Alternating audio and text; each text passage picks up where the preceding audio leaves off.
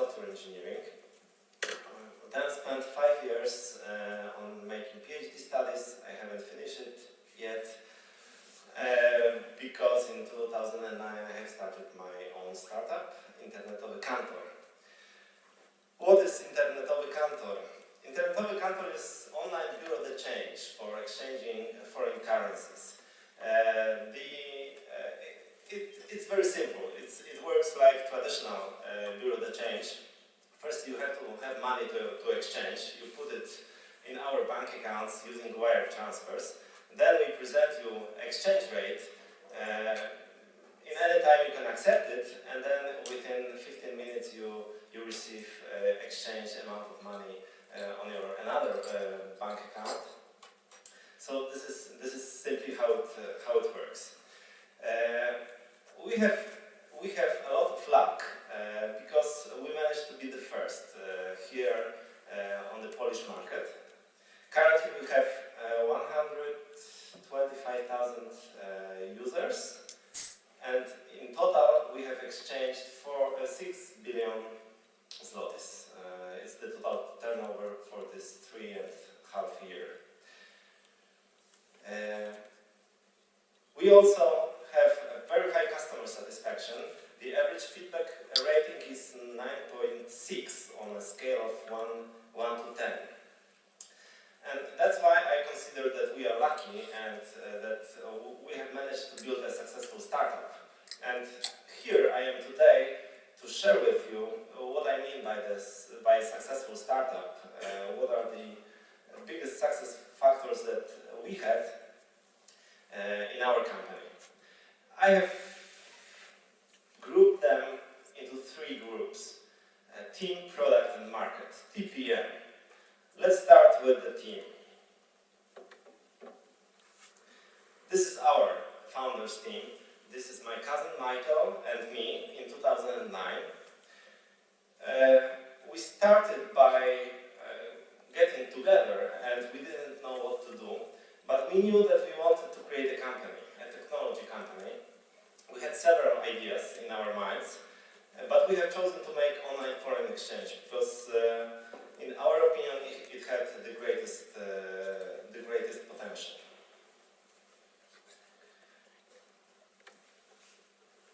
When we are thinking about the team, I think these 4 things are the most important. Firstly, the team has to have the same values.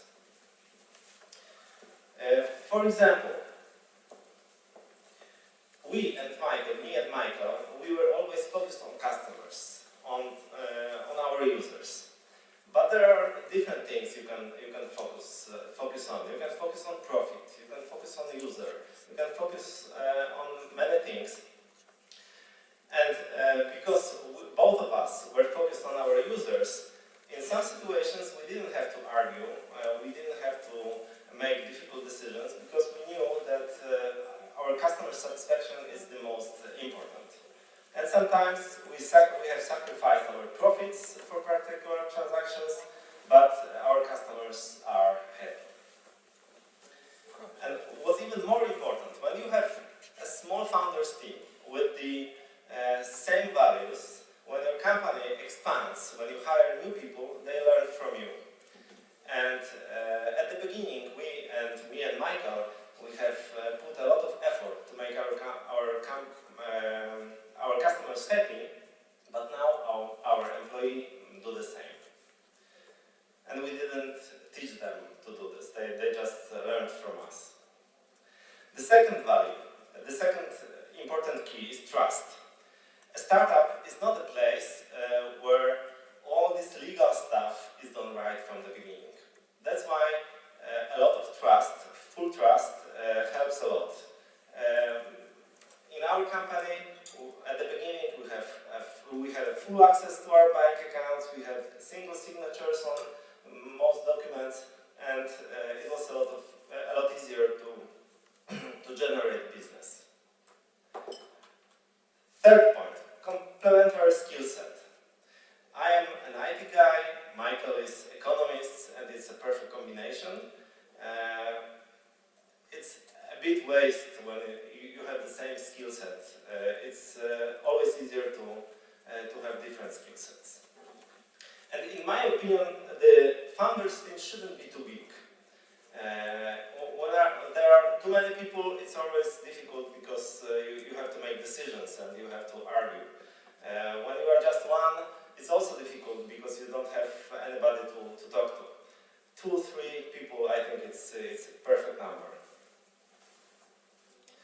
Next thing about the team, it is my advice, be open. This is something that we didn't do at the beginning. We were afraid of talking about our idea. We were afraid that somebody is going to steal our idea and implement this by themselves. But we were wrong. It's very difficult to copy the idea, and you should talk to others because some of them are your future customers and you get a lot of very important feedback. So don't be afraid to talk about your idea. But when you are talking about your idea, be careful with your advisors, especially with family and lawyers. Family, usually you will hear hundreds of times, are you sure you want to do this? Is it safe? Hundreds of times, especially from your step-parents who are very worried about their daughter. You are going to hear this many, many times. And also lawyers. Lawyers are not very helpful at the beginning of your journey.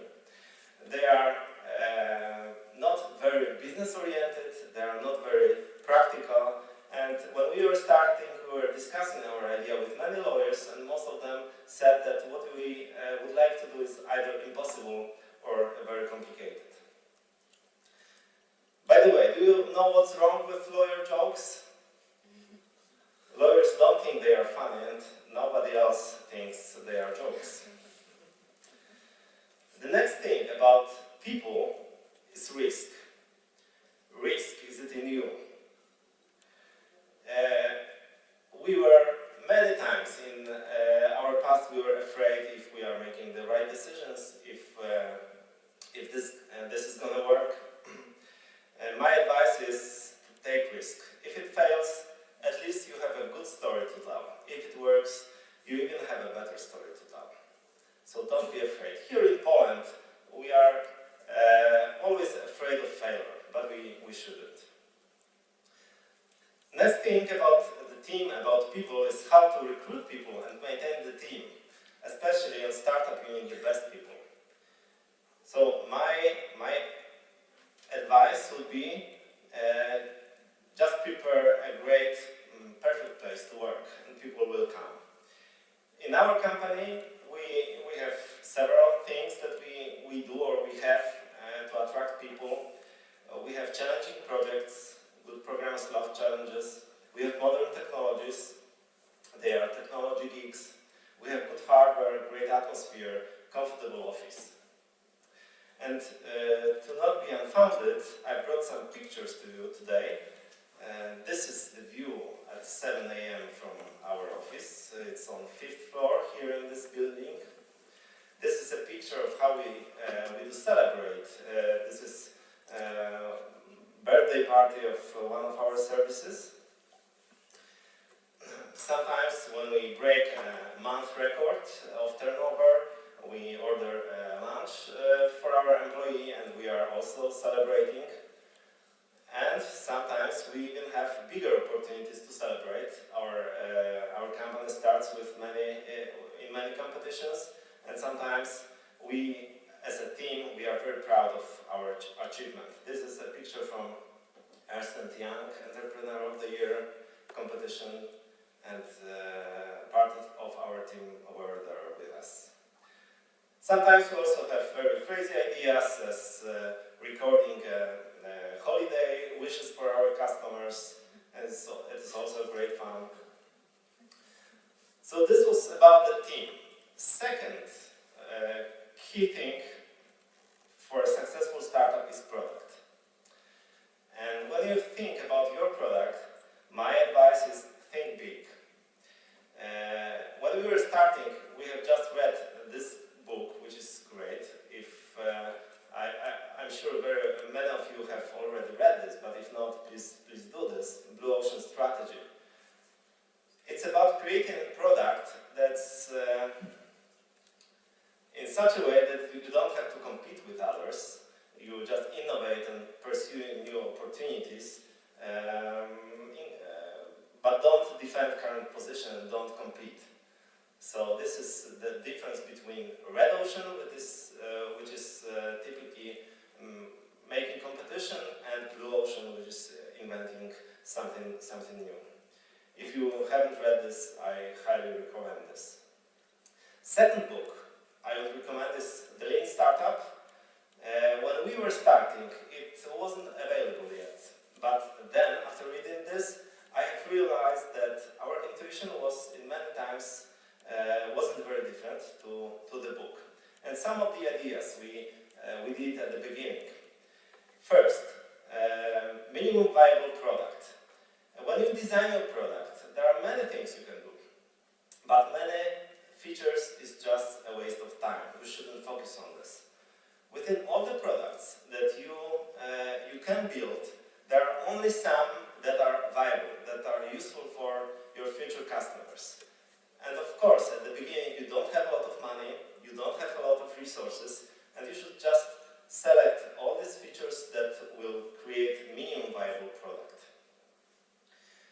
On our example, when we have started, we had only one currency. It was Swiss francs and only 4 banks.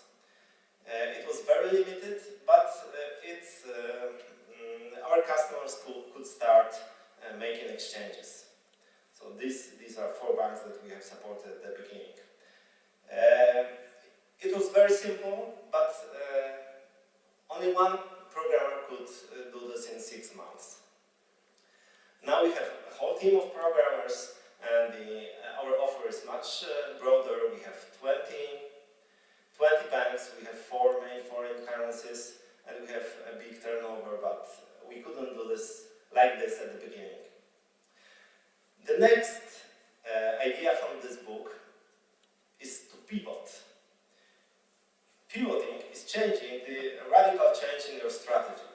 At the beginning, as an example of a pivot, when we were starting, we thought that most of our customers are going to be mortgage owners. Here in Poland, we have many people that have bought their houses and have credits, mortgages in foreign currencies, and these are perfect customers for us. But then, after some time, we realized that there are many more groups that could use such foreign exchange, and now we have many more groups of customers. Of course, it required from us to change our strategy, especially marketing strategy, and but we could cover a lot more needs of our customers. So this was about product. The third key thing is market. When you think about market, you should take 2 things into consideration: market size and trends.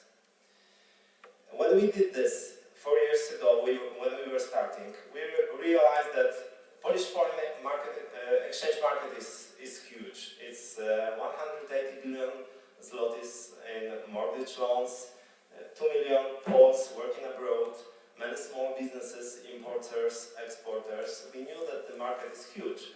Of course, we didn't realize how much of the market we can get, but we knew that the market is huge. What about market trends? I've heard here the question about what will happen if Poland will join the Eurozone. Yes, of course, market trends are not very good for our company, but that's why we pivot again and change our strategy, expand to other markets, and I hope we will survive. Okay, so I'm landing. When you watched this presentation, maybe you thought that it's a perfect story, it was easy, like I don't know, but it really wasn't. It was a lot more complicated. It wasn't so difficult. And my wish to you, or I would like you to not look at me as a success story and worry about your opportunities. What you have accomplished in the past is no indication of what you are really capable of. So please do your dreams and do your startups. Thank you. Remember that a successful startup is the team, product, and market. Thank you.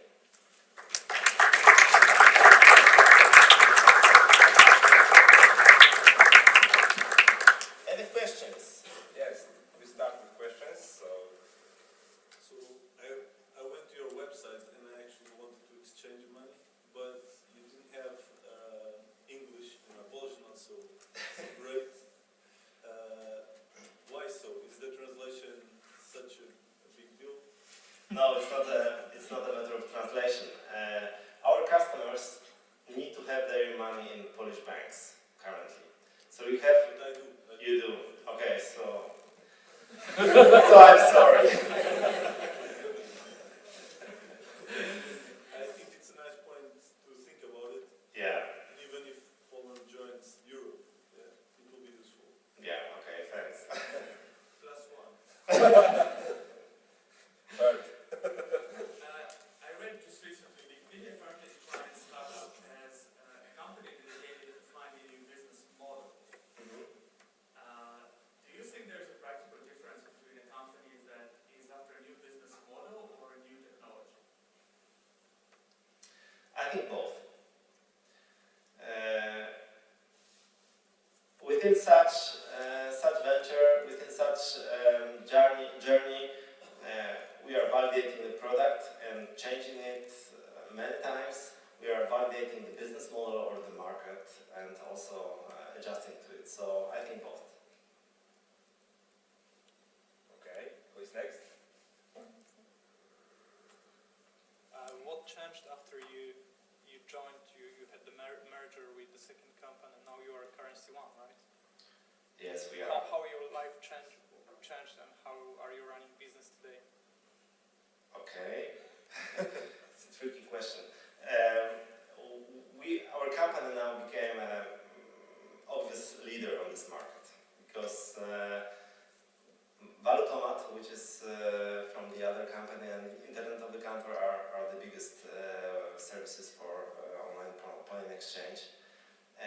It's much easier to be the leader, to innovate. But currently, I'm not on a daily basis engaged in this Currency1 development. We have a managing director, and we are not engaged. So you're working on something new? Yeah. What's It's the pivot. Okay. We realized that on the basis of Internet of the Counter experience that money exchange or foreign exchange is only a part on the chain of customer needs. Customer doesn't exchange money just to exchange money. It does this for something. And we realized that when we would like to grow much faster, we need to cover a lot of more needs for our customers. And at the beginning, we tried to change Internet of the Counter into a new direction, but currently it's too heavy. It has 50 employees, and the software system is also quite complex, and that's why we decided to begin with a new company. Now we have 5 programmers, 9 people, and we are making something similar, but on the European scale and much broader functions for our customers. Without Currency1, yeah. Okay. So, you have a question? Yes. Did you finance your business? My new business or at the This beginning? one. This one. These were our savings, mine and Michael. It didn't require a lot of money at the beginning.